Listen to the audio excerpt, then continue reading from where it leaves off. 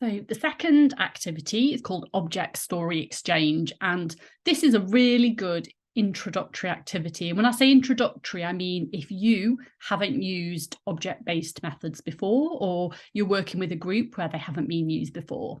So if you feel like you're less experienced with object methods and you just want to have a go at doing one, I think this is a great one for you to start with, because in my experience, it always works really well, and it doesn't necessarily require loads of expertise. You just need to think and plan a little bit about what's going to work best for you and your group. So there are some different methods within it that you can do with it, or you really want to think about what's going to work best for you, but also for the group that you're working with.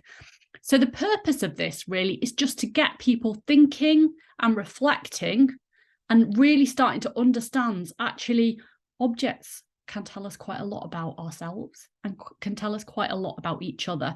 Objects are a really good route then into stories and memories. And I think this is a great activity to get people connecting into that.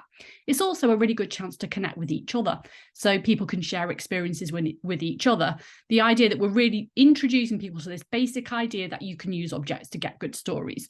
So here for this, you can bring the objects along for people, or they can bring their own, again with that proviso that people may forget. Some people will bring, but some won't.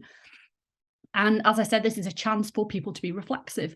It can be really open in how you do it. So the kind of options that we've put in the booklet are people can interview each other. So we have question prompts and you can interview people about an object, where it came from, what memories are associated with it. Or if you think certain individuals or the group would work better with writing it down, sometimes people like to have space where they write down their reflections around an object.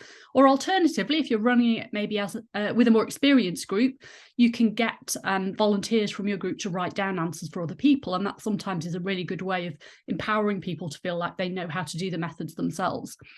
And I think this activity is one you probably will find yourself coming back to, because there's lots of different ways you can do it, as I've already outlined 3 ways. And I think it works with most groups, even if you've got a new group or a very well-established group.